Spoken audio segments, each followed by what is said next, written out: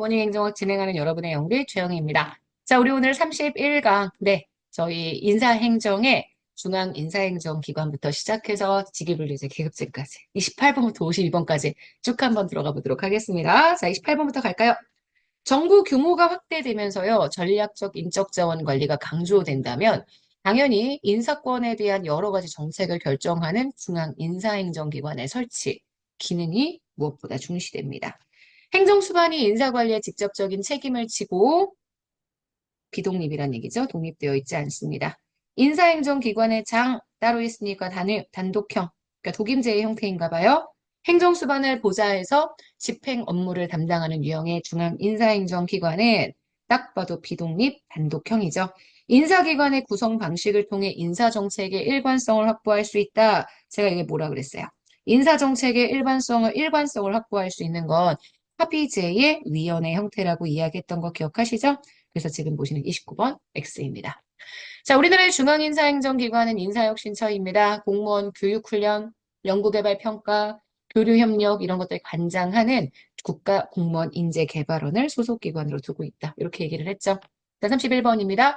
현재 우리나라의 인사혁신처는 합의제 중앙행정기관으로 설립되어 있지 않습니다. 독임제의 형태로 설립되어 있기 때문에 31번 X고요. 32번 1883년 펜들턴법에 의해서 창설된 미국의 연방인사기구, 바로 연방인사위원회죠. 여기는 독립합의형의 형태죠. 자, 우리나라와 같은 유형의 중앙인사행정기구가 될 수 없습니다. X죠. 33번. 국가공무원법상 소청심사위원회를 둘 수 없는 기관은 중앙선거관리위원회 사무처 아닙니다. 중앙선거관리위원회 사무처. 우리 헌법상의 독립기관들 그리고 광역자치단체는 별도의 소청심사위원회를 둘 수 있죠. 33번 X고요. 34번. 검찰은 말씀드렸던 것처럼 소청제도가 없습니다. 게다가 지방검찰청 소속의 검사가 법무부 소청위원회, 법무부의 별도의 소청심사위원회를 따로 둘 수 없습니다. 행정부의 소청심사위원회는 인사혁신처에만 설치가 됩니다. 35번입니다. 전통적 연공주의 인적자원 관리는 인간을 기계의 부품처럼 본다고 했죠. 그에 비해서 성과주의 인적자원 관리는 구성원들의 잠재력, 역량, 성취하고자 하는 능력 이런 것들을 강조한다고 얘기를 했죠. 그래서 전통적 연공주의 인적자원 관리와 비교했을 때 형식적인 요건을 중시하고 규격화되어 있는 임용 방식을 확대하는 것. 이거는 오히려 연공주의의 특징이라고 보실 수 있습니다. 전략적 인적 자원 관리 방식 계속 얘기했지만 개인의 욕구가 조직의 전략적 목표 달성을 위해서는 절대 희생될 수 없습니다. 그래서 개인의 목표와 조직의 목표를 정합, 함께 일치시키는 과정이 중요하다고 얘기했죠. 제가 실제 수업에서도요. 36번과 38번 두 개 연결해서 진행을 했고요. 균형 인사 정책이나 일과 삶의 균형 정책도 구성원들을 다양하게 관리하는 그런 적극적 인사행정 방식으로 얘기할 수 있었기 때문에 37번은 X입니다. 39번입니다. 전략적 인적 자원 관리는 개별 인적 자원 기능의 부분적인 최적화를 주장하는 게 아니라 통합시켜서 전체적인 최적화를 추구한다. 이렇게 얘기할 수 있습니다. 39번은 그래서 X예요. 40번. 자아실현 인간에 대해서는 상황 조건, 구성원 동기의 차별성을 고려합니다.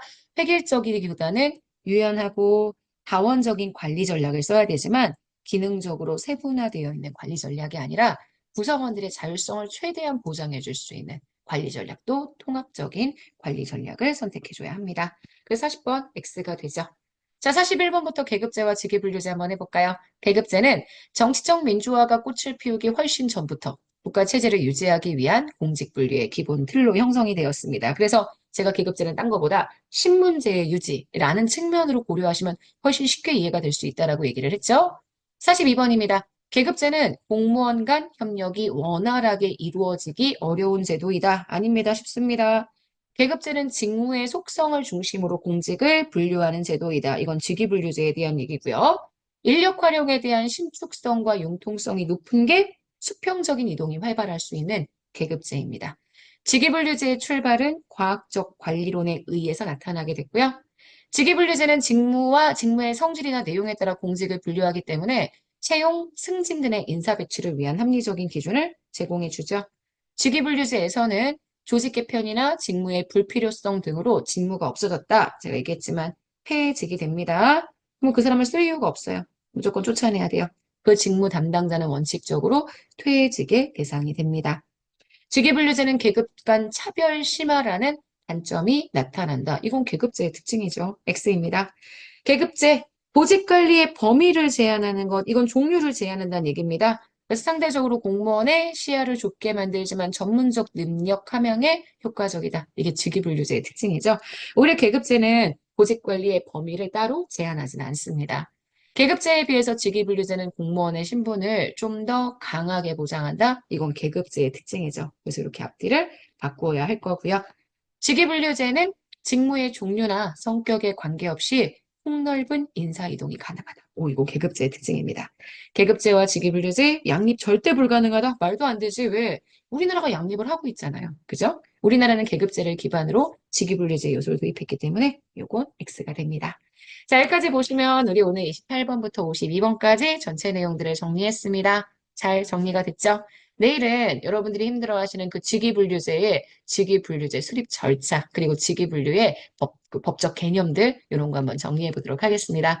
여러분 오늘 하루 정말 여러분 거고요. 내일 아침에 만날게요. 여러분 안녕.